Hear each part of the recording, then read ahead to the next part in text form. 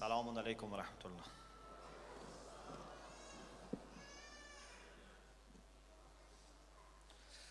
Bismillah ar-Rahman ar-Rahim. La hawla wa la quwwata illa billahi al-aliyyil azim.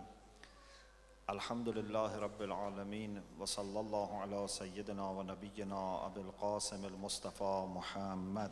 Allah.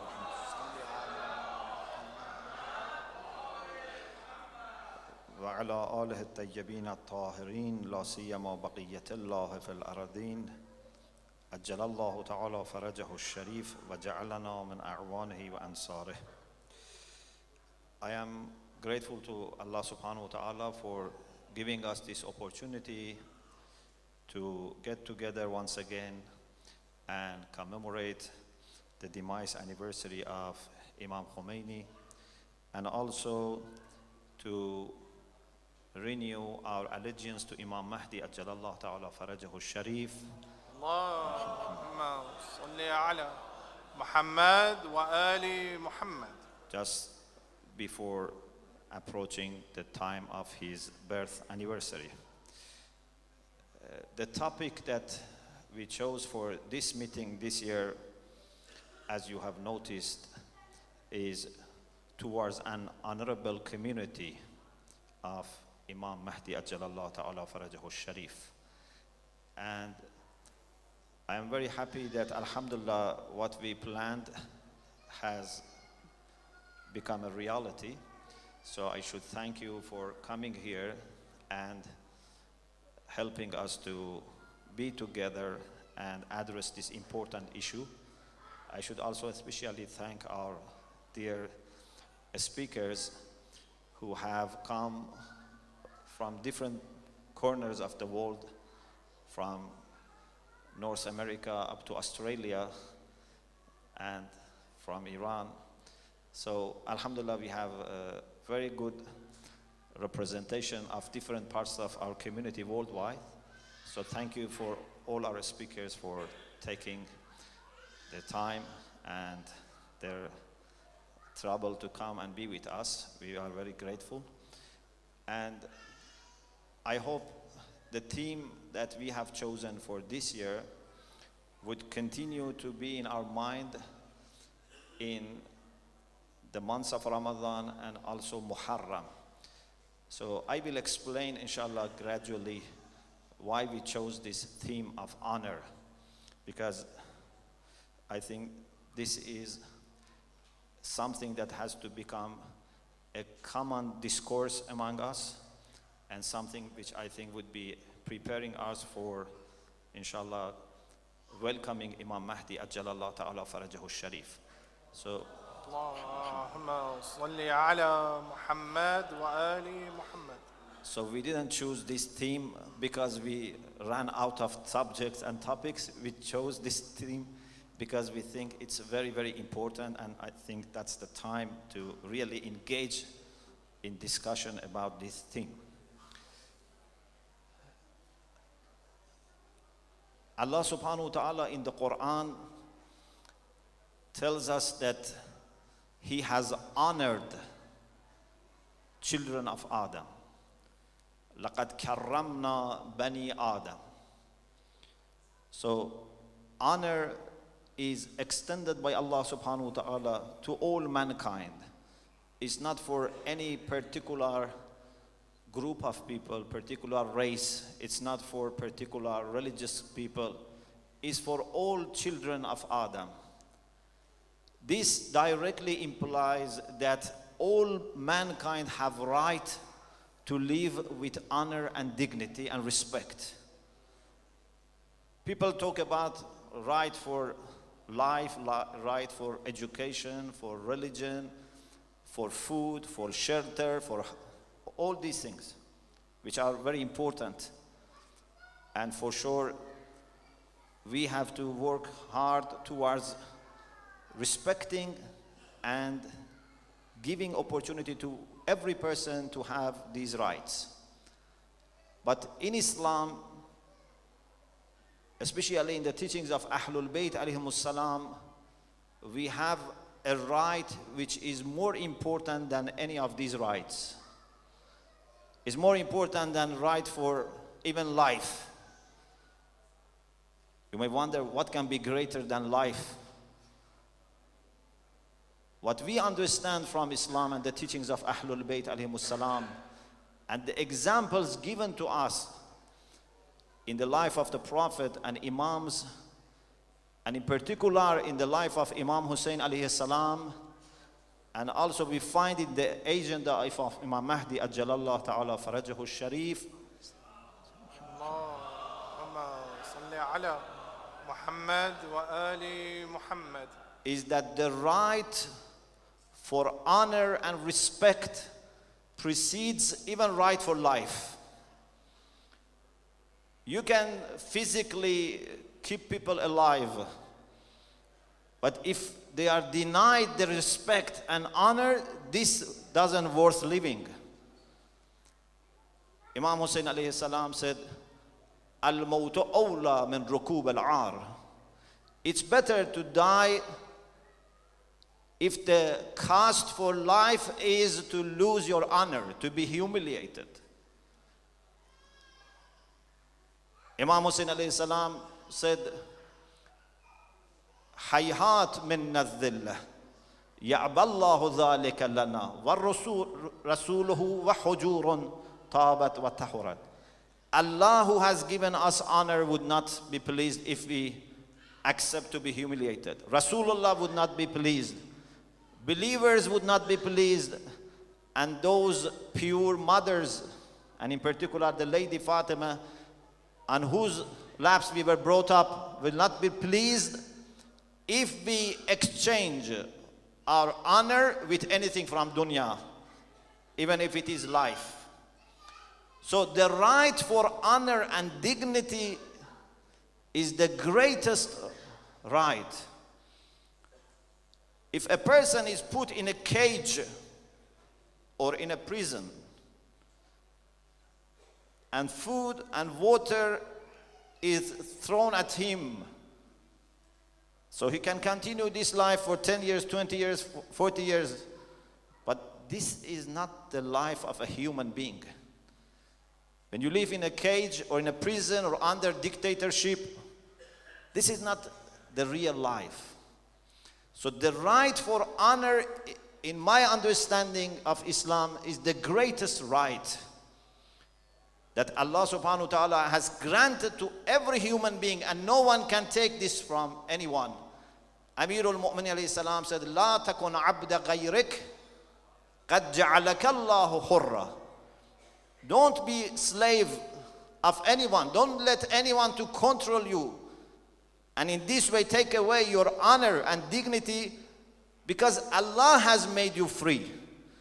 Something which is granted by Allah, no one else can take it away from you.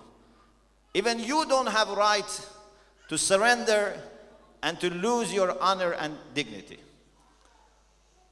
So now in Islamic teachings, in Islamic morality, in Islamic code of behavior, what we have is a series of instructions how to reach the point that humanity can live with honor and dignity. Starting from the person himself, every one of us is responsible for having a dignified life. Sometimes this dignified life can be challenged internally. When we follow the soul which is not pure, the soul which is commanding to do bad things, the soul which is nafsa ammare, this would take us to those dark valleys of unknown that you would lose your honor and dignity. A person who is addicted or drunk or has got into crimes, first of all has harmed himself, has done injustice to himself by losing his honor and dignity. We read in hadith, "Akrim nafsaka an kull ad-daniyya wa in saqatka ila ar-raghaib فإنك لن تعتاض بما تبذل من نفسك عوضا. Try to safeguard your honor. Try to dignify yourself with respect to what your soul, which is not purified, wants to push you in. Even if it is bringing some pleasure, some short-term, worldly, temporary, superficial pleasure, because what you are losing would never be replaced. You are losing your honor, and you are not going to replace this with anything else. When honor is lost, you cannot compensate. What can you bring to replace the honor, the modesty, the dignity, the respect if it is lost? Can you pay some financial penalty to gain it back? Can you do some publicity to gain it back? If someone has gone into the crime, a life of criminals, then you cannot get it back. So we have to be very careful with our own honor and dignity to live a life of piety, morality, a life of charity, a life of service to the truth, to humanity, so that our honor is kept. But also it's a responsibility of family. This is very difficult for a person if from childhood that person has not been brought up with respect. Islam tells us that you have to be very careful about the way you treat your children, not only for nutrition and dressing and education, but more importantly for their honor. Even in choosing a name for your children, you have to be very careful. In the time of Jahiliyyah, sometimes they used to give very bad names to their children. Maybe just, it was a kind of making a kind of, I don't know, joke or, entertaining themselves with laughing at their children. But Islam says you have to give very good name to your children. You have to respect your children. You see, for example, in Hadith Qisa, how Lady Fatima is addressing her children. Ya thamarata ayni, ya qurrata ayni, wa thamarata fuadi. This is the most respectful way that you can speak to your children. To trust them. Our hadith says, Al-aminu man ammantahu. If you don't trust your children, if you hide from them your money, your valuables, and they feel that you don't respect them, you don't trust them, then this gradually makes them without honor. And then they actually become what you were worried that they might become. We have to respect them. We have to tell them from childhood how to safeguard their respect. This is the role of teachers, the role of the schools, that the first thing that we want to have students who are dignified. And a person who is dignified would not do bad things also to other people. This is one of the beauties of honor. Our hadith says, those who have no respect for themselves, you can expect anything bad to come from them. Man hanat alayhi nafsuhu fala ta'man sharrahu. If someone doesn't have any value for himself, then you should not feel safe. With respect to this person, anything bad can come because he has no respect for himself. The people who really are respectful to themselves, they never say bad words to other people. They never do injustice to other people. A person who is kareem, a person who is aziz, would never, damage the honor of other people. Then it's the responsibility of community.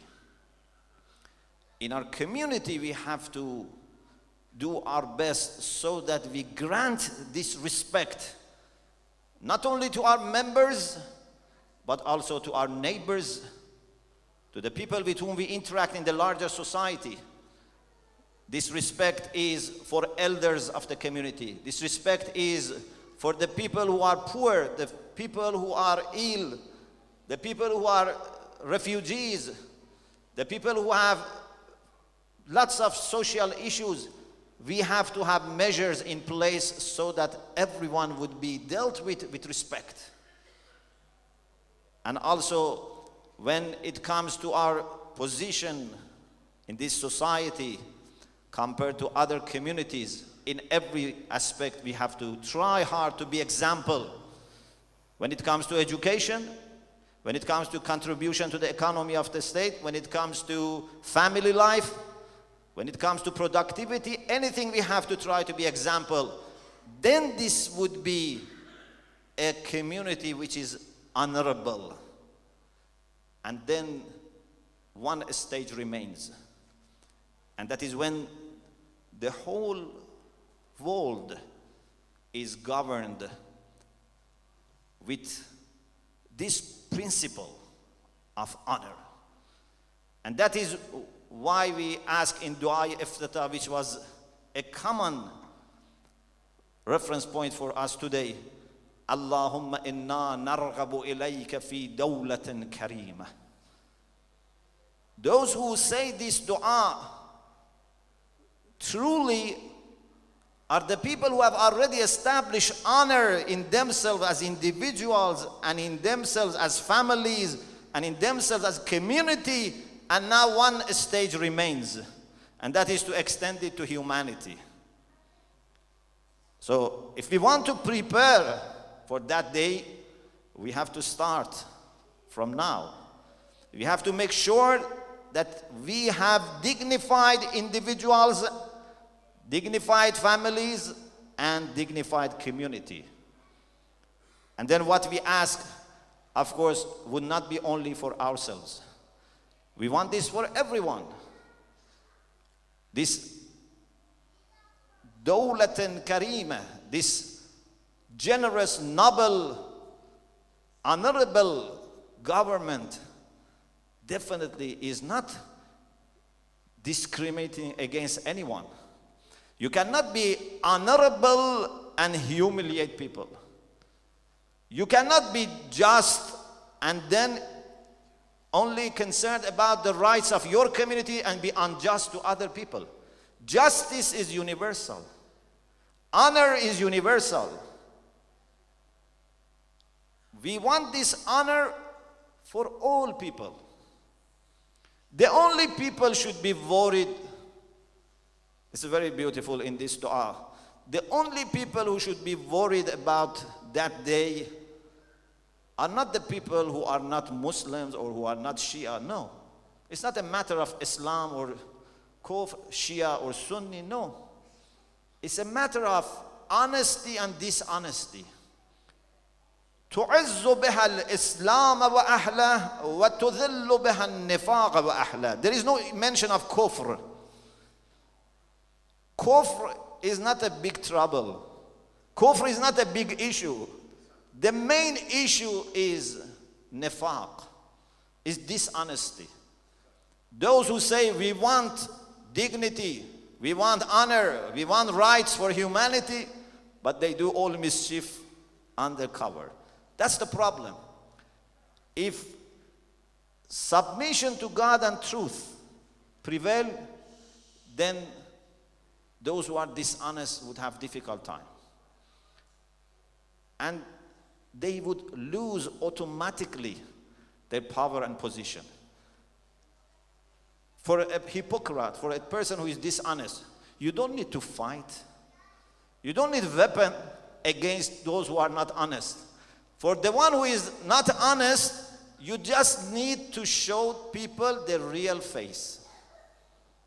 Just shed some light on them, that's enough.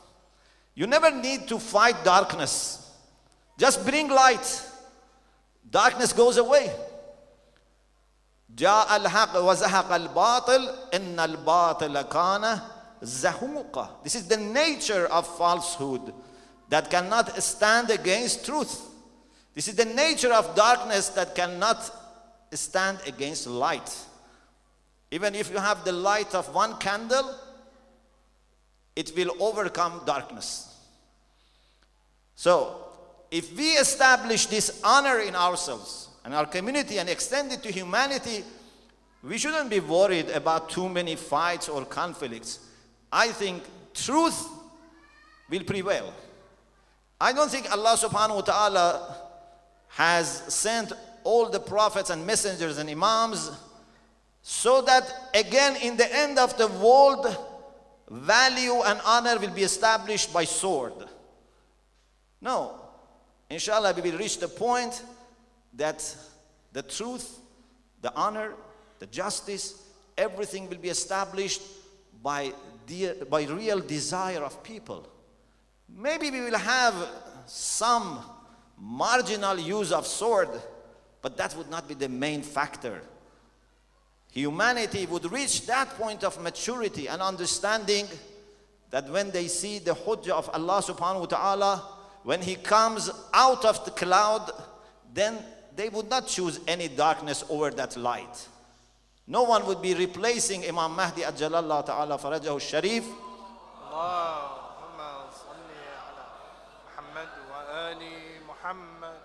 with any politician or any philosopher or any person who is just giving lip service to these values, but the reality is not there. So what I hope we can make it a common discourse in our majalis in the months of Ramadan and especially in Muharram is talk more about this issue of karama. How we are to understand this fundamental issue, which is very important in the message of Islam and in the mission of Imam Zaman. The late Ayatollah Mutahari, rahmatullah alayh, says in some of his works that the more I study, the more I think, the more I am convinced that the core of Islamic ethics is karama. Everything else should be understood in the light of karama. And this is definitely what Imam Mahdi would grant to people. And inshallah, we hope that we would be given that karama, that honor in dunya under his leadership, and in akhirah, inshallah, under the banner of Islam and all the prophets and messengers and Ahlul Bayt, inshallah. So this is my invitation to all of us, especially those who have access to pulpit, to minbar, to classrooms, to writing, that let us engage in this important discussion about karama, and let us equip ourselves with everything we need in order to achieve this individually, family level, community level, and then globally. I would like to take this opportunity to make a few nice announcements, because alhamdulillah we have people from different centers and different towns. So there are some projects for our community that I would like to use this opportunity to mention. Inshallah, soon we are going to start application process for Hawza Ilmiya. Alhamdulillah, Allah subhanahu wa ta'ala has gifted us with a very good Hawza program here in Islamic College. And as you know, we had a very good start last year. We started from September last year. Then we had second enrollment in February. So we have now, alhamdulillah, about 70 students, more than 20 full-time students, and we have part-time students. So inshallah, Hawza is going to start enrollment soon. Already posters are made ready, and please refer to the site of the Hawza and familiarize yourself. And the other program we are starting from this year is pre-Hawza program for Saturdays. So every Saturday from 10 to 3, we will have 4 hours of teaching and 1 hour for salat and lunch. And this is for GCSE A-level students, but also for adults. So we hope that inshallah, over 4 semesters, our dear members of community would familiarize themselves with basic of aqaid and akhlaq and fiqh and ahkam and Arabic. If they want to follow, then this would be accepted as credits for their hawza. If they just want to go to other avenues of study, then that would help them at least for their personal development. The other thing is we have launched Allama Tabatabai Award. And this is also a very important project for our community. This is an award for students of GCSE and A-level who have got good results. So every person can register, and there is a very minimal charge, a nominal charge for registration. But when the results are released, you put the results, and then the first result, the best result, would take £500, and then 5 people by draw will take £200. But the main thing is that after that also we will have tutorial for them to prepare them for finding the best, inshallah, subject for their study in university, and professional guidance, inshallah. And the third thing is that we have a course. We have a course in Qom starting from 15th of August. 6 days in Qom, inshallah, Islamic belief system will be taught. And 4 days, inshallah, ziyarah of Mashhad and some visits. And then again back to Qom for 6 days. Islamic plan for life will be studied. So details are available on Islamic Center's website and also IIIS.ir. So please be aware and also inform other people about these 3 educational programs, because I think honor very much depends on education. Without education, it would be difficult to speak of honor. May Allah subhanahu wa ta'ala be with you, and may Allah subhanahu wa ta'ala please our Imam Zaman with whatever we do, think and plan, inshallah.